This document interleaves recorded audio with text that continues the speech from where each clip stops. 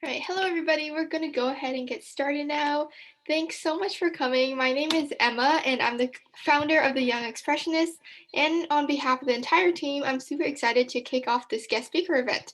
But before we get started, I'd like to talk a little bit about our organization, the Young Expressionists, for those who aren't familiar with what we do. The Young Expressionists, or TYE, is a nonprofit organization dedicated to sharing skills and inspiring young students. We host a variety of fun classes along with events and guest speakers just like this one.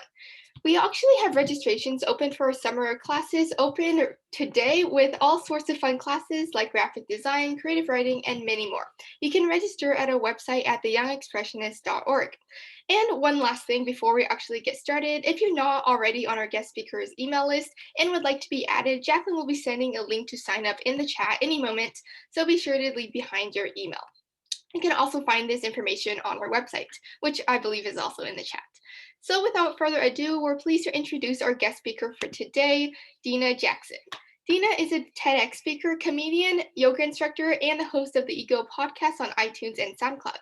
She writes for CBC Comedy and the Beaverton, and her stand-up has been featured at the Just for Last 42 Festival and regularly on Sirius XM. Dena has completed her 200-hour yoga teacher training at the Kashish Yoga School in India and enjoys using a comedic approach to educating others on the benefits of meditation and mindful practices. And like all of our other guest speaker events, please don't hesitate to ask any questions you have and engage with the presentation. The chat's always open, so if you don't want to unmute and ask anything out loud, you can certainly type into the chat. We will be having a Q&A section at the end, so we will definitely have a chance to answer any questions that you may have. So everybody, without further ado, please give Dena a warm welcome, and Dena, take it away. Thanks, Emma. Hi, everyone. Thank you so much for joining us today. I know it's quite early on the West Coast where some of you are, and I'm on the East Coast in Toronto, so it's midday. It's also pretty rainy, so I hope it's nicer for you guys. I don't know. I'm gonna hope. And yeah, I'm excited to be here. We're going to be talking about mindfulness, what that is. We're also going to be talking about goals and how we can achieve our goals with mindfulness. So, this is going to be a fun little chat. And on that, I just want to say a hi in the chat box, which I think Jacqueline already sent you your link that Emma mentioned. But you're more than welcome to pipe in and ask questions throughout the talk. So I don't want you to feel like you have to wait until the end. If you've got something burning and you don't have to raise your hand. That's one of the joys of the virtual world. So by all means, go ahead and type in a question in the chat box at any point. And as soon as I see it, I will address it. So I'm just going to ask everyone here to just take a moment and close your eyes and take a nice deep breath in. And exhale it out. Just getting settled into the space. And just in your mind's eye, so just in your head, I'd like you to visualize the tips of your toes. And then we're going to move up to our heels, up to the knees, up to the hips, up to the belly button, up to the heart, up to the throat, up to the forehead, so the whole space just between the eyebrows, and back up to the top of the head. And you can go ahead and take one more deep breath in. Exhale it out. And you can open your eyes. That's what's called a body scan. Maybe you've heard of that. And that's something that we're going to talk about a little bit later, but it's a nice way to kind of get settled into whatever it is we're doing. So I like doing that if people are feeling nervous or they're feeling excited or they're very distracted from something that already happened, which you may feel. This is a good way to get into where we're at right now. So with that, that's actually a body scan is a form of mindfulness. So that's something we'll be talking about a little bit later. But just to give you an idea, that's one example of a way you can practice it. But the reason this is so important to me is because I've made some major changes in my life since practicing mindfulness. And prior to making this a regular part of my life, I've been someone who suffers from road rage. Does everyone know what road rage is? Yeah? Okay, we're on board. Some of us may suffer it ourselves. It's basically just when you lose your mind on the highway and someone else is driving, and you have not a lot of sympathy for that person. You get very, very frustrated. Things like anger, aggression, frustration, all of that stuff comes out. And I used to listen to that kind of emotion a lot more than I do now. And I would get very, very angry sometimes. And all of this anger would come up from my chest and it would kind of hang out just over my left eyebrow. I feel like I had this vein, just this vein right here that would shake when I got very, very angry. And I felt like this vein actually had a life of its own. He did a little bit of a tap dance. He had a top hat, this blue vein. I like to give him the name Lyle. Okay. And Lyle Blue Vein, he owned a condominium. He had a part-time job and he loved tap dancing over my eyebrow. That's what I'm trying to say. And so I would let this vein take over with things like driving a car, or, if I got very frustrated about something that someone said to me, I would let that kind of thing take over. And one time I got so frustrated chasing a man on the highway. I followed him for about 12 blocks, which is a long way to go. And I felt very, very angry that this man had cut me off and he had taken advantage of where I was driving and where he was driving. And so I followed him. And then when we got to a red light together and we were driving next to each other, I noticed that this man who I had followed for so long had no teeth. Okay. He had no teeth. And in that moment, I realized that I needed to do some work on myself, because I realized that this was another human being who had feelings and emotions just like me. But in my mind, I had made this man out to be this horrible villain. Okay, so I'm going to put that there. Okay, so that's who he was to me. Oh, hello. And so I had an idea of this man in my head. I was completely lost in thought in terms of what I thought about him. I also let things like anger take over and greed as well, because I was very, very focused on, the way I wanted to drive and where I wanted to go. And if you're anything like me, maybe you feel like you need to control certain aspects of your life. Maybe you have ideas of goals for yourself. And when things don't go your way, you get very, very aggravated. And if you have big goals for yourself, but often feel that you can get in your own way, like me, then you're in the right place. And I'm going to share all of the things that have worked for me in terms of setting goals and reaching my goals. And I should say that I hope that everyone here has goals for themselves. So Jacqueline, Emma, Mackenzie, Katie, I hope you have some big goals in terms of school, in terms of careers, everything that you want to do. I hope they're big. I hope that you're not just trying to pass in life, because every single one of us here has something pretty great inside of us. And I'm going to try and help you figure out what that is today. Now, if you already know what that is, then that's amazing. I'm going to help you try and harness that. Okay. And so through practicing something like mindfulness, that has really helped me. And by doing this, you're going to look back on times where you were feeling low and inadequate and realize how far you may have come. You'll feel an immense amount of gratitude, because you'll see how identifying your potential will help you maintain a focus while connecting with your purpose, so your purpose in life. And you'll feel better, as your goal will be so spectacular that it will give you something to do, something to love, and something to look forward to every day. So I'm going to write that down. Something to do, something to love, something to look forward to. And so that could be anything. Something to do could be your schoolwork.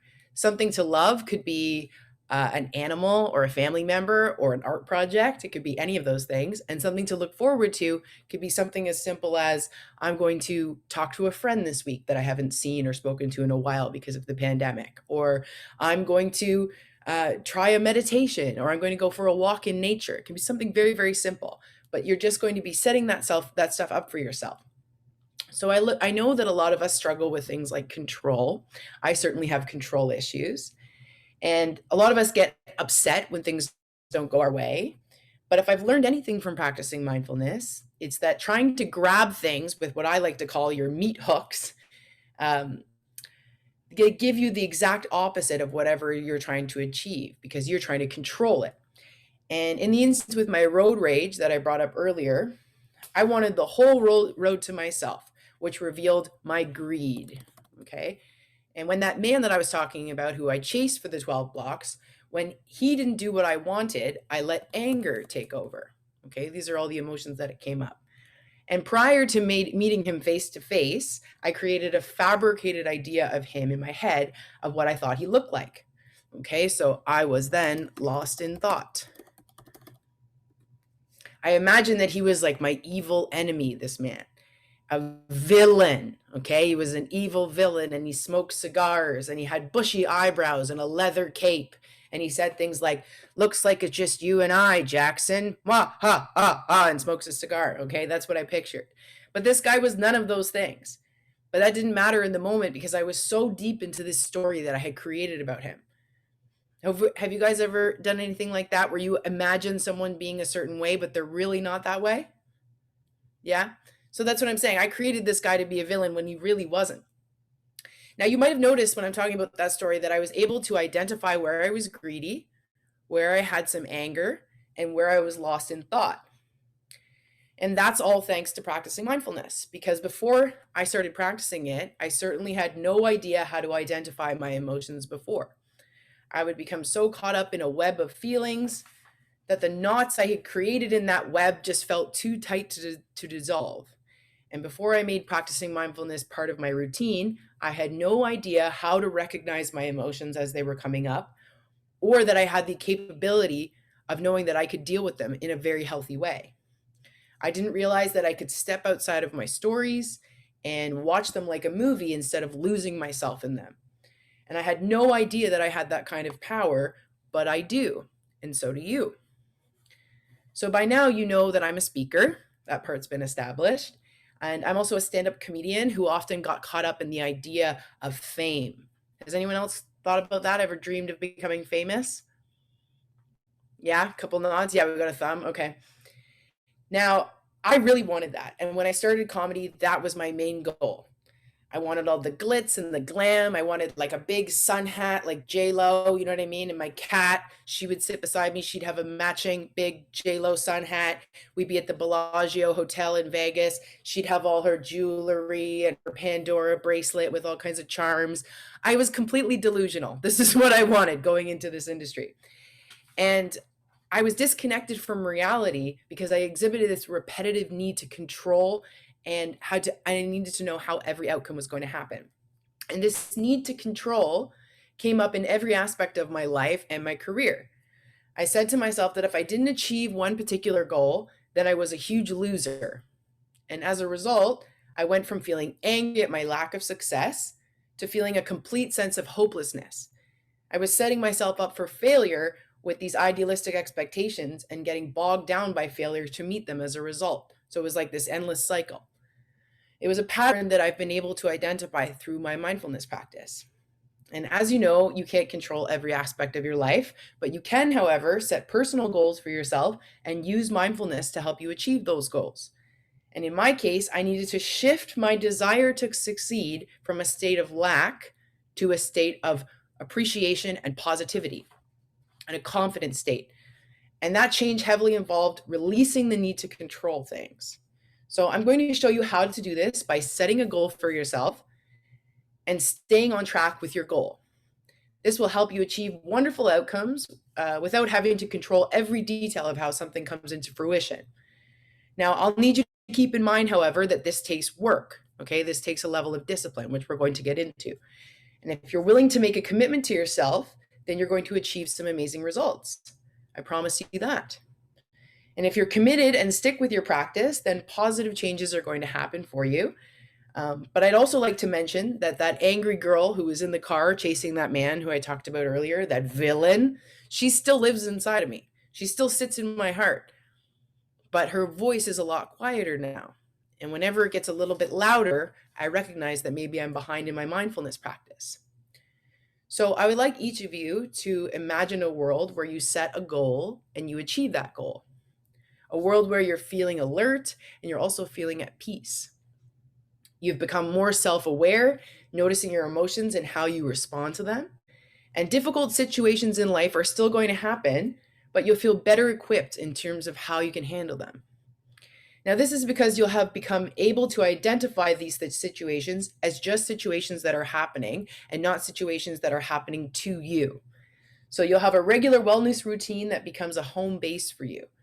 This routine will help you identify emotions when they appear, and you'll be able to watch them evaporate as quickly as they came up. So, an emotion like that greed or the anger, those things that I explained before, that will just come up and then it will disappear. That's what mindfulness will do. It will not be a prolonged state, which is pretty fantastic.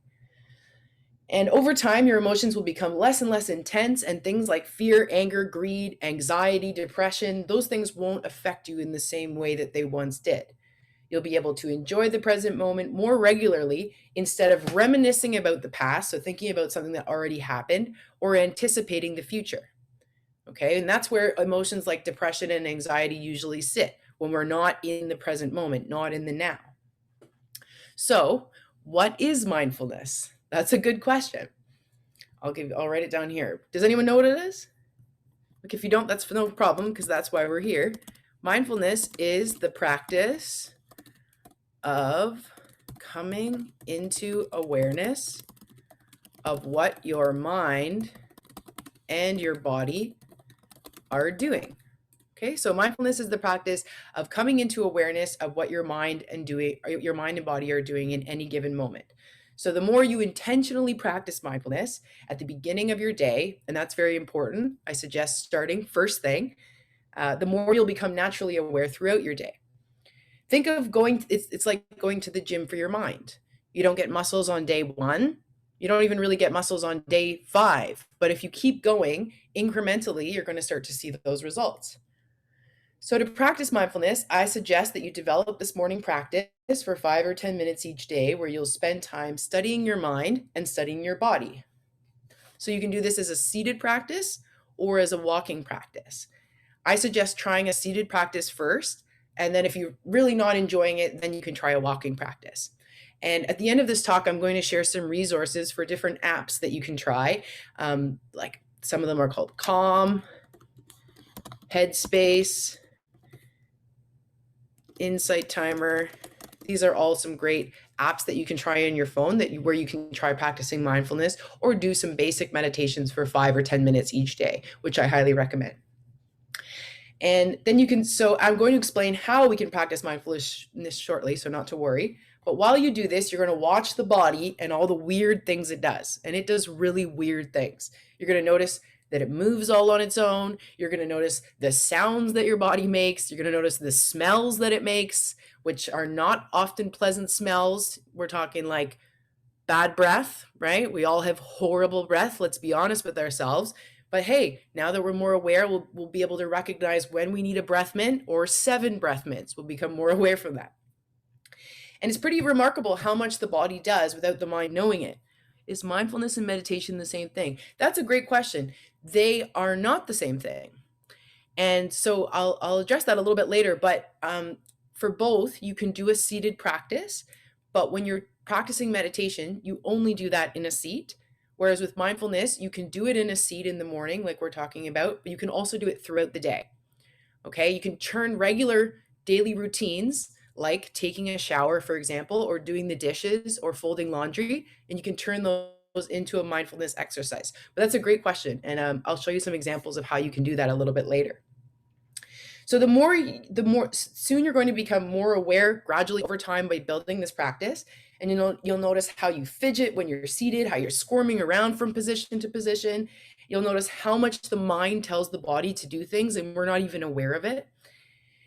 And then after you've been looking at the body, you'll spend some time watching the mind and all of the weird stuff that it does. And trust me, there's a lot of weird stuff that the mind does. There's a lot of thoughts, right? A lot of busyness, a lot of reality TV, or maybe that's just me. I don't know. I like Love Island, but I feel like it kills my brain cells every time I watch it. So depending on how you spend your spare time, that you'll just show you how busy your mind is. And we'll try a couple of exercises in a moment that just show us how busy our minds can be. So you'll notice how the thoughts come about and the process for how they come up all on their own. While watching the mind, you'll see your thoughts and your emotions. So that's a really great example of when you do this seated practice, you may have a thought about somebody that you love and care about, like a family member, and then you might feel an emotion attached to that thought, right? So maybe you think of a parent and then all of a sudden, oh, I feel love towards that person. Or it could be somebody that you don't like and you'll feel an emotion towards them. It'll be more of a visceral, angry reaction or whatever it is. So it's important to just notice these things as they come up. So let's try practicing mindfulness together for 1 minute. Are you guys on board? The person who asked, is mindfulness and meditation the same thing? Great question. Your name is iPhone on the chat, so I don't know your name, but I appreciate your question. And we're going to try an exercise that you can bring into your morning practice if this is something you decide you want to do. So I'm going to ask each of you to take your pointer finger. You guys got that? Great. And you're going to place your pointer finger on your knee. Okay? So you place it on your knee, and for the next minute, I'm going to time us. For the next minute, you're going to close your eyes, and then you're going to count how many times you're guiding your mind back to your finger on your knee. Okay, so your mind's going to go off. It's going to go think about things. It's going to go think about a laundry list of things you want to do this week. It's going to think about what you're eating later, whatever it is, if you've had breakfast yet, etc. Just let it do that, and then you're just going to count how many times you're guiding it back to your finger on your knee. Okay, and it doesn't matter what the number is. It's literally just the practice of counting. Okay, so let's close our eyes. Go ahead and take a nice deep breath in. Exhale it out. And you're just counting for the next minute how many times you're guiding your mind back to your finger on your knee.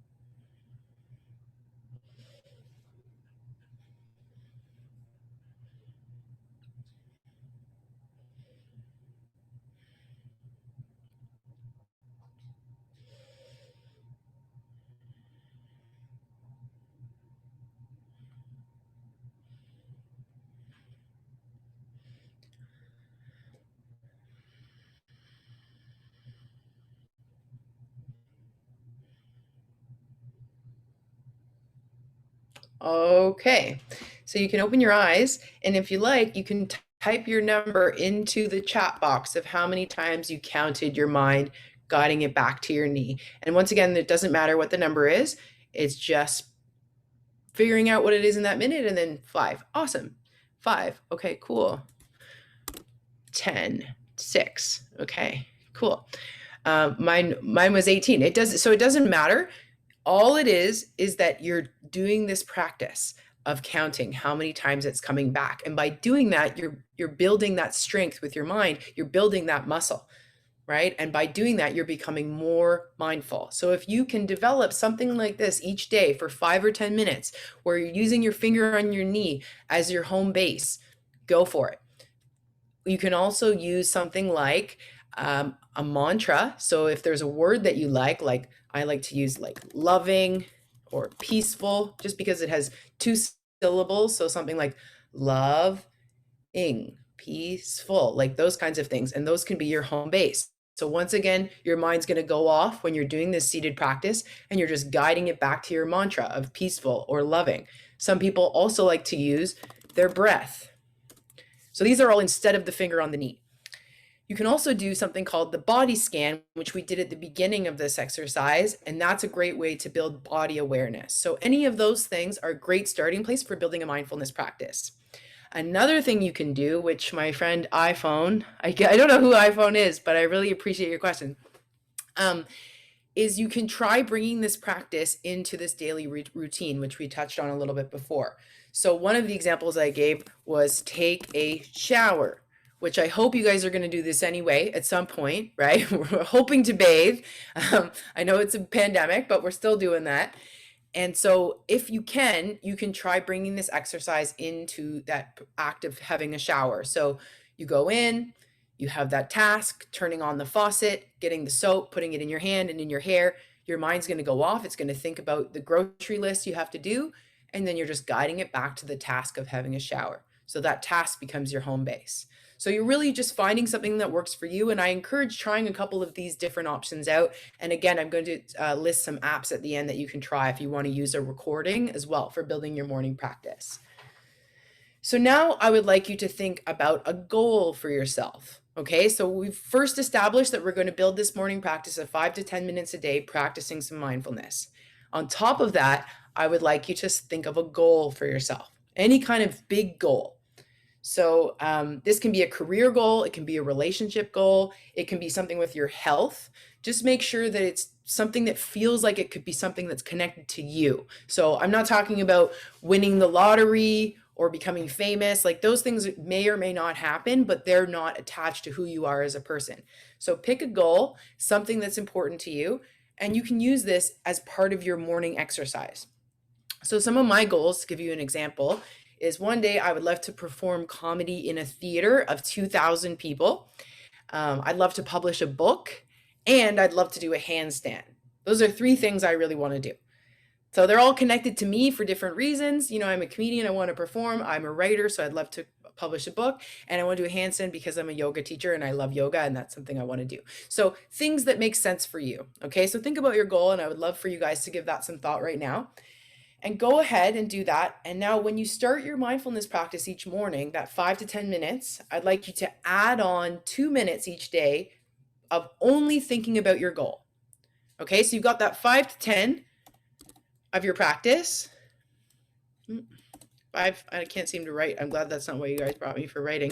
Okay, 5 to 10 minutes for your practice, and then 2 minutes for your goal for the next 10 days. Okay, so you're going to do your practice every day. You're going to practice mindfulness no matter what. But for your goal, try this for a 10-day period where you're just going to spend some time visualizing your goal. So if your goal is a career goal, maybe there's something you really want to do. You want to become a CEO of a company, or you want to be the coach of a professional basketball team, or you want to become an actor, or whatever it is. Really visualize yourself in that goal. So if you're the CEO of a company, what does your office look like? Do you have a window? Do you see people coming in? Get really comfortable with that visual, because the more you can get in line with that, the more connected you're going to be to that goal. So make sure it's clear and it feels natural. And you're going to practice this for 10 days. So you'll have your 5 to 10 minute mindfulness practice, and then you're going to tack on this 2 minutes of visualizing your goal. And after the 10th day, you can release your goal, release the visual, and trust that it's going to come back to you. Okay, so this means that you'll continue on with your mindfulness practice for 5 to 10 minutes each day and no longer visualize that goal. And in doing this, you won't become attached to the outcomes of this goal when it will happen. You won't be checking your email all the time because you want that goal to happen, because you know it will. You will know inside that this goal is connected to your path, and that it's something like this particular goal or something better is going to come into fruition for you. And whenever you're reminded of your goal after that 10-day visualization period, you can smile and remember that it will arrive. You'll set the goal, you'll cast a wide net, and then you'll let it find its way back to you, maintaining your mindfulness practice. I love that saying, shoot for the moon and you will land among the stars. Have you heard that saying? Have you guys heard that saying? Yeah, I really like that because that's a great visual. So cast that wide net towards the moon. For sure, you're going to land on a couple of stars, right? So that's what you're doing here with this goal. And in the process of working towards your goal, you'll also be working on yourself by maintaining your mindfulness practice. So you'll become more alert and less distracted as you watch your mind and body in this repetitive practice, and it will help you stay on track. You might even catch yourself in the middle of an old story about doubt and why you can't do something or you're not good enough. And you'll just recognize that that's an old story. That's an old way of thinking, and that's not part of who you are right now. And you might even catch yourself in that very moment and be able to step out of it, because that's what a mindfulness allows you to do. And in that moment, you'll be free. When you're free of your old limiting stories and beliefs, you're going to feel better. And when you feel better about yourself, you'll be more in line with your goals because they'll feel more attainable. And when something feels more attainable, then it becomes more attainable because we legitimately create our realities. I 100% believe this. I'm very, very much a believer of that. And if doubt comes up, then you just use your mindfulness practice to see the doubt and then let it go. You see it and then you let it go. And if anxiety or worry comes up, same thing. You see it and you let it go. Now, from my experience, doubt often sits in the chest, and anxiety often feels like a spider web kind of crawling down my body.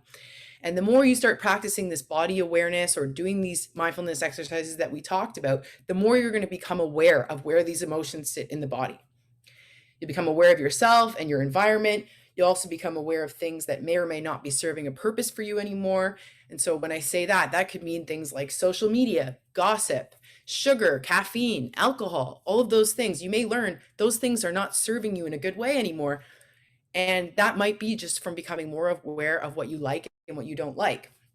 Now, I'm not saying you should or shouldn't do those things. I'm just saying that when you become more aware, you start to notice what you're actually enjoying, what you're not enjoying. That's all I'm saying. And your mindfulness practice helps you determine those things. So when we're looking at actual hard evidence of mindfulness and the benefits that it has, there's a lot. It improves your well-being, your overall physical health. It helps with chronic pain, which I know some of you are very young, but these kinds of things do happen as you get older. So the more you can prepare at a younger stage in your life, you're not going to deal with any kind of major health issues. And something like mindfulness can help you with that. So it helps with anxiety, reduces chronic pain, heart disease. It improves sleep, gastrointestinal issues, lowers blood pressure if it's high. And you may find that once you're practicing mindfulness, you'll be able to enjoy moments while they're happening. So we were talking about this before. You're not anticipating something that's going to happen, or you're not worried about something that already happened in the past, because you're actually enjoying those moments as they happen. It also helps you create a greater capacity to handle difficult events as they happen. And if you look at people who practice mindfulness regularly, they're less concerned about personal successes and accolades because they're not attached to their goals. And this is because they're not determining their self-worth on those things. And I can't emphasize that enough. That's been a huge game changer for me as somebody who's so attached to goals and so attached to things being perfect and my career being an ideal dream, and then not reaching that. It's only once I started mindfulness and making that practice part of my life that that kind of thing really shifted for me. And this is because people who practice mindfulness know that they're on their path, and that in this case, something else, if one particular goal doesn't happen, something else that's even better or of the same value is going to happen for them. So you'll be able to detach from a goal, like releasing a helium balloon in the air, which I really like the visual for. And mindfulness practitioners are able to form deeper connections with people because they're aware of themselves and they're aware of others and they're aware of their surroundings. It also helps with treating depression, substance abuse, eating disorders, couples conflicts. I think I mentioned anxiety, an obsessive compulsive disorder. So a number of different disorders, this is something that's often brought in. So returning to career goals, just to get a little bit more personal, I'd like to share a story with each of you. So for years, as a comedian, I wanted to perform at the Just for Laughs festival. Are you guys familiar with that festival? Yeah, so it's like the biggest comedy festival in the world. It's a big deal. And before, it's the biggest deal in Canada, but I think arguably throughout the world now. And before, I used to think that if you made it to this festival, then you were a big deal, right? You were like the cream of the crop. You were the best of the best. And for years, I would audition for this festival and I wouldn't get in. And I would prepare my best jokes. I would work all around the comedy clubs around the city and get my best 5 or 7 minutes, make it perfect, spend hours making it perfect. And then I would bring it in front of all of the festival bookers. So the people who decide if you're going to get into the festival. And year after year, I would get a no. And that was really hard. That was hard on the ego. But further to that, I became obsessed. Okay. I started to become obsessed with it. I was like, this has to happen. And then if it didn't happen, I started judging other comedians who were accepted into the festival. I started saying, this person must be better than me, and started comparing myself to them. I had created this very negative story about myself not being good enough. And each year around festival season, I would play these negative movies in my head about how I wasn't funny or talented enough. And I would spend hours bogging myself down with negative self-talk. Now I would get lost in a story and feel horrible as a result. And it was this terrible cycle that I mentioned before. And this only changed for me when I started practicing mindfulness. And do you guys notice how I said this changed for me when I started practicing mindfulness, not when I achieved the goal of getting into the festival? That was when it happened for me. So I think that's really, really important. So please remember that. Because I'll never forget one afternoon, I was just sitting in a restaurant and my mind had gone off into thinking this negative story about, oh, it's festival season and I didn't get in this year and I'm not good enough and all of that. But because of my mindfulness practice, I was able to notice myself in that negative story and come out of it saying, oh, this doesn't serve me anymore. I was aware, I snapped out of it, and I was able to leave. And that was like the most freeing moment I think I've ever experienced. And that was from my mindfulness practice. And that's what's called automatic mindfulness. So when you develop this morning practice that we've been talking about, the automatic mindfulness starts to come on up on all on its own throughout the day. So that's really, really important. Now, in terms of my goals, I've had some rejigging to do. Sure, I had a goal which was to perform at the Just for Laughs festival, but my goal had developed from a lacking state, so a state where I didn't really believe in myself, and that was rather than being in a confident state. So I needed to make that shift. And as a result, my goal didn't happen, and when it didn't happen, I would get down on myself. And there was that cycle again. So what I needed to do was sit down and get myself in a good position and follow the instructions that I've been sharing with each of you. I needed to visualize my goal, get familiar with it, believe I could be there, look at the room, look at the people, visualize all of that, and then trust that it would happen so that I could let it go. Not obsessively, not attaching my meat hooks, not wondering when it's going to happen, but genuinely letting it go. And I needed to believe that this goal or something better was going to come along for me. I needed to truly believe that in my heart. Now, that means that it's going to come in its own time, not my time. That means it'll decide when it's coming to me. And after doing this, I needed to keep up with my mindfulness practice every day. So since this incident, I'm happy to report that I've kept up with my practice and my belief in this particular goal. So I've not let it go. And since then, I've performed at the Just for Laughs Toronto Festival multiple times. And I've also had my comedy album hit #1 on iTunes. So I've had some great successes. But I've also had the chance to perform across the country. But most importantly, I'm not basing my self-worth on those things. When these accolades are coming in, when these credits are going to happen for me, because like everything else, they're very, very temporary. And they've been great and will be great to achieve. But if I'm being honest, that moment of automatic mindfulness where I was able to snap out of that negative story was more valuable to me than any credit. And I promise you that. So when you're taking care of your mind and your body, your goals can be set with good intentions and you're able to follow your intuition about things happening. And intuition is a big one. I just want to write that down. Intuition. Okay, because that's a signal. So you could get, you set a goal, say there's something out there that you want, and then all of a sudden an email arrives and it feels kind of out of the blue, but someone who's connected to your goal might be emailing you, or someone might be calling you or texting you. It's important to listen to your intuition in situations like that so that you can follow those steps and let your goal happen. And when I talk about intuition, that usually sits in the gut. Okay, that's usually a gut feeling telling you when something is leading you in a certain direction. Your intuition is also great for telling you about things that are not good for you, right? So it's really important to listen to that. And the more you develop this mindfulness practice, the more you become self-aware of your body and your mind and your things like intuition. So similar to your goal, these signals will just feel natural. They'll feel very, very natural, and they'll leave you feeling good about yourself and give you the strength to put yourself out there in the right situations. And by keeping up with your practice and your goals, you'll be less distracted and focused on your task. So I mentioned earlier that setting up a regular daily mindfulness practice is the key. That's step 1. So do this for 5 to 10 minutes each day. It starts off maybe a little bit challenging and then it becomes easier. So if you like it, you can do it for longer, 20 minutes, whatever, but start small and stick with it because this is your home base.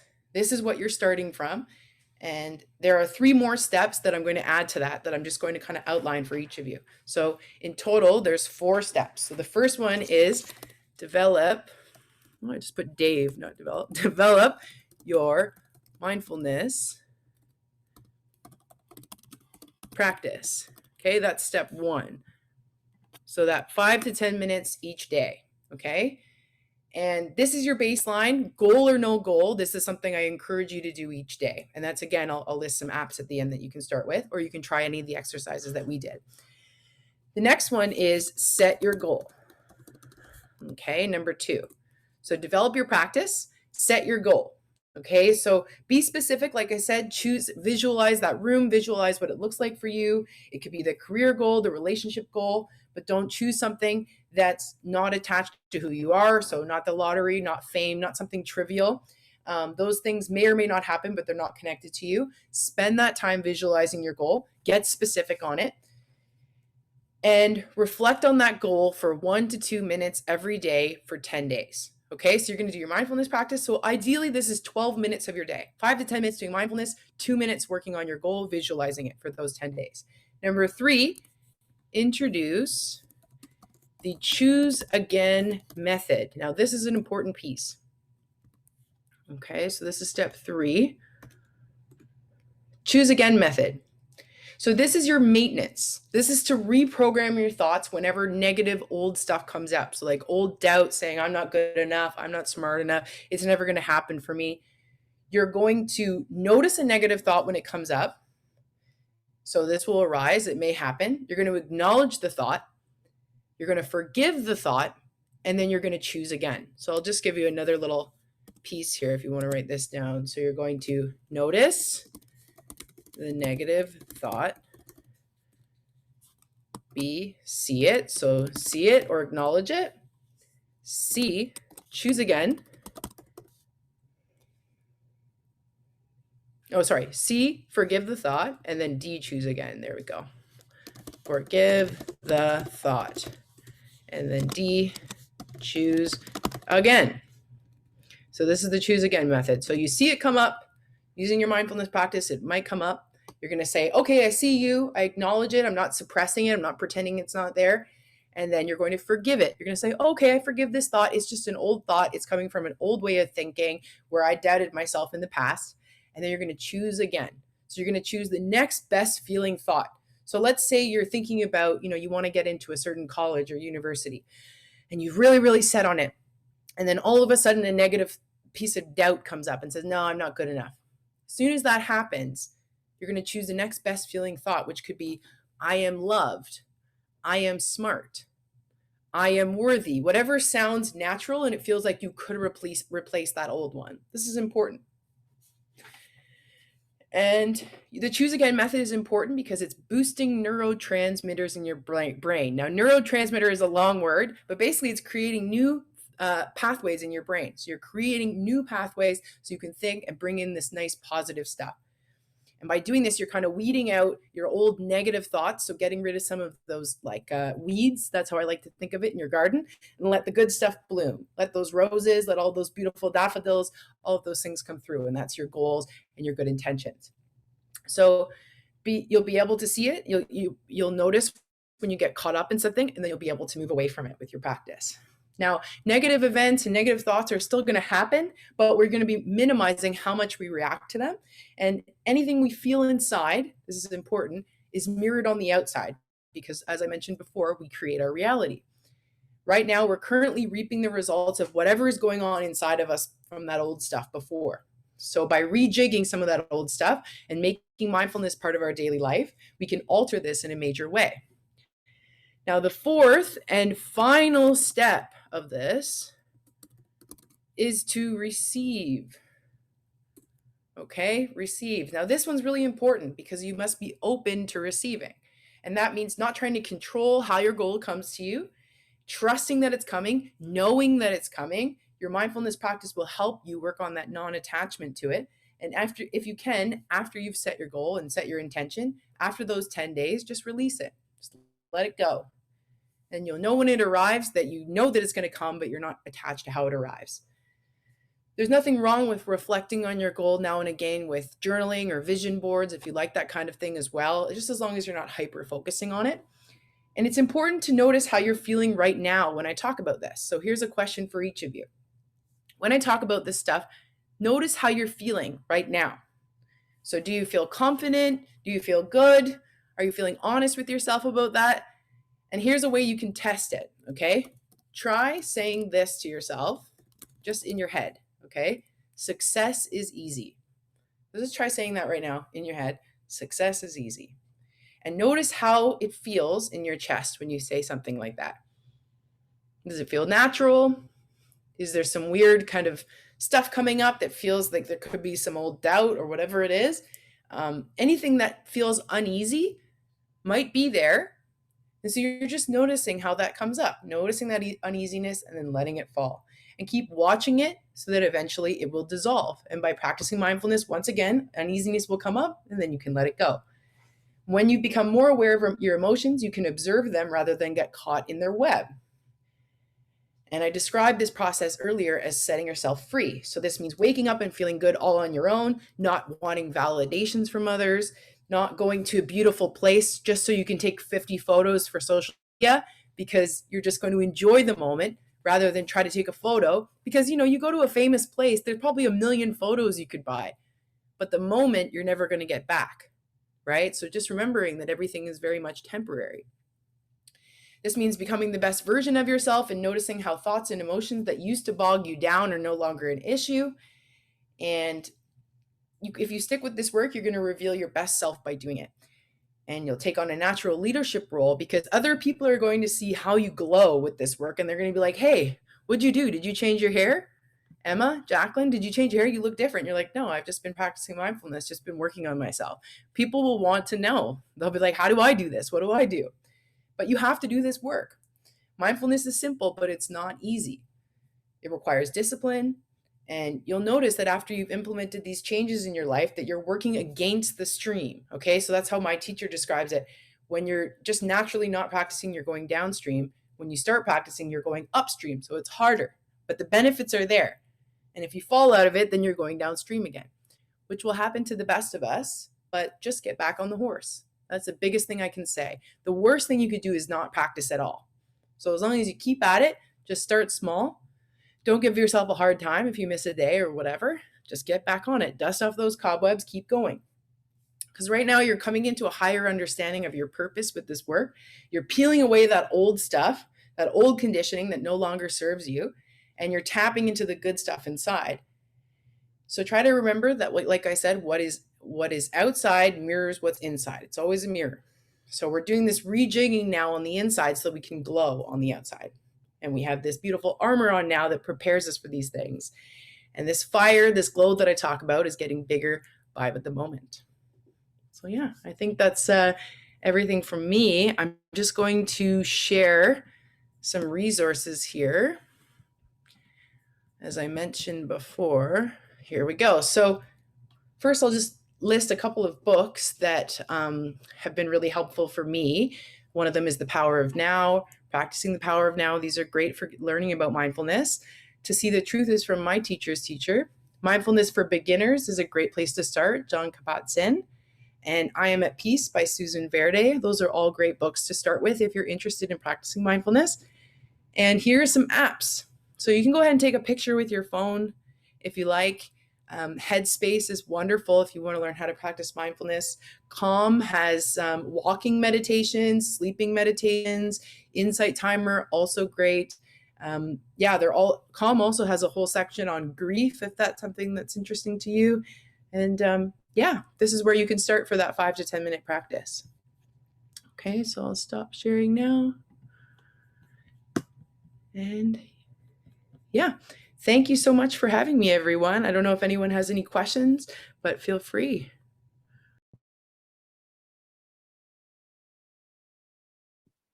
Yeah, so now is Q&A section, which means that if you have any questions, if you had questions throughout the presentation, but you wanted to hang on to them at the end, you can go ahead and, unmute, you can ask anything, or you can type it into the chat. So I think there was one that just went into the chat, and I got a few private messages, so I'll read those out in a second, but you can go ahead and answer that one now if you want. Yeah, for sure. This is my friend on iPhone. Who's my friend on iPhone? Because you've been great throughout this whole chat, this whole talk. You've had these great questions, but I don't know your name. So you were saying you get test anxiety, something that I recommend. Yes, I would definitely recommend, no matter what, doing a short meditation before any test that you take. So you can use these apps. I'm trying to move down. I don't know why there's so many. I guess this is all my notes from the talk. Okay.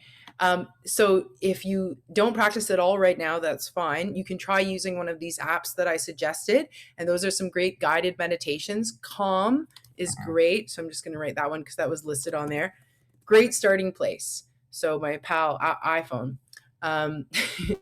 So calm is great. You can do guided meditation for 5 or 10 minutes. I would say try that before any test. I really wish that when I was in high school and university that I practiced meditation before or practiced mindfulness before, because it would have made a huge difference. Whenever I'm about to give a talk, I always do something like that before, and it certainly calms my anxiety. So yeah, I would say definitely 5 to 10 minutes of meditation practice. You can use one of those apps. That's what I would recommend for sure. Awesome. And one private message that I got, I'm pretty sure near the beginning of the chat, how long did it take you to reach mindfulness and what was the process like? Oh, that's a nice question. That's a great question. So I started studying yoga about 5 years ago. I went through kind of a hard time in my life. I lost my father and I went through a divorce. So I was going through a hard time. And yoga became something that really, really helped me because I learned about meditation and I learned about having a regular yoga practice. And so those things really transformed a lot of the negative stuff that was happening for me at the time. And then from there, I started studying mindfulness. So yoga was kind of my doorway in about 5 years ago. And then I would say about 3.5 years ago, I got really into mindfulness. And I'm now doing my certification to be an instructor because it's made a huge difference in my life. Like, because difficult things are going to happen, right? You're going to have tough things. Unfortunately, we're all going to have to deal with that. But if you have these practices in place, what I like to call an emotional tool belt that helps you deal with that stuff, you're going to feel better equipped. And mindfulness has been a game changer for me, for sure. But yeah, thank you for the question. How do I stop getting distracted while visualizing stuff while meditating? How do I stop getting distracted? Okay, so your mind is going to go off. So like when we were doing that exercise with the finger on the knee, the mind is going to go off. So we just want to be really easy on ourselves and just say like, okay, it's going off. I'm noticing that it's really busy today, and not getting mad about it, but just saying, hey, I'm really proud of myself for taking this time to meditate and just keeping at it, because that's what the mind's going to do. It's really frustrating. I get distracted all the time. Another thing too that helps me with less distractions is I meditate as soon as I wake up. So that's really important. I don't go and scroll on my phone. I mean, I'm not perfect, but when I'm really trying to be less distracted, I try to avoid looking at my phone first thing. So if I need to, I'll charge it in another room so that way it's not there when I wake up. And then I go and I do my meditation first, and my mind is less busy and I feel less distracted. So I would say just the fact you're doing it is great. My pal iPhone, and that you're keeping at it is fantastic. And then, yeah, I would say if you can avoid looking at your phone or any kind of media first thing in the morning, you're going to notice a big difference with that. Yeah, cool. And I know I need to take that tip too because the first thing I do is always just look at my phone. So I should probably stop charging it right next For sure. to it. Yeah, well, it's our whole society is trained to do that. So you're not like this when we were talking about going downstream, you're going upstream. So you're doing things that are not the norm, but they're going to help you in a major way when it comes to your mental health because it's too much. We're overly stimulated. We're looking at all these things, all these sounds, all these colors all the time, and it's too much for us. No wonder we feel distracted. I actually like to try doing that exercise with the finger on the knee after I've been scrolling on my phone. Huge difference. The number is like way higher, because it's just my mind just like, so yeah, it's totally normal, but you're starting to build these exercises to better prepare yourself because just because something is the norm doesn't mean that it's good for us. Right? Yeah, cool. I definitely need to start trying that. So, and the last question for today, because we definitely don't want to go for too long. This is also a private message. I seem to be a pretty anxious person in general. So, any tips for just to help me stop worrying less about the smallest things? Yeah, totally. So first of all, I appreciate whoever said that. Appreciate you being honest because I think anxiety is a major issue right now. So many of us suffer from it. I certainly suffer from it. And I have to say, building this practice, like if I could just give you one piece of advice to leave with, because I know I said a lot of different things throughout the talk, it's doing that 5 to 10 minutes every day. That's it. Like, just do that. You can set goals, you can do all the other things I talked about, but if you only leave with one thing, you want to help anxiety, you want to feel less stressed, you want to feel less distracted, then just do that 5 to 10 minutes every day. So you can use the finger on the knee, you can do a body scan, you can find things on YouTube and stuff if you don't like the apps that I suggested, but I would suggest starting there. So download Calm, download Headspace. I know that Netflix has a thing with Headspace right now where you can actually, they have meditations on Netflix. If you look up Headspace, which is the same app, so it's some free meditations you can do there. Also, I really like, I don't know if you've heard of Yoga with Adriene, but she has an amazing YouTube channel, and she's got yoga for stress, yoga for anxiety, yoga for sleep, and it's completely free. So if you want to do an exercise with her, I would definitely recommend it. But yeah, my biggest takeaway is do that exercise 5 to 10 minutes a day. You're going to see a difference. And then if it gets easier, then do it for longer, but just start small. That's what I would say. You'll see a huge difference. Yeah, awesome. Thank you so much.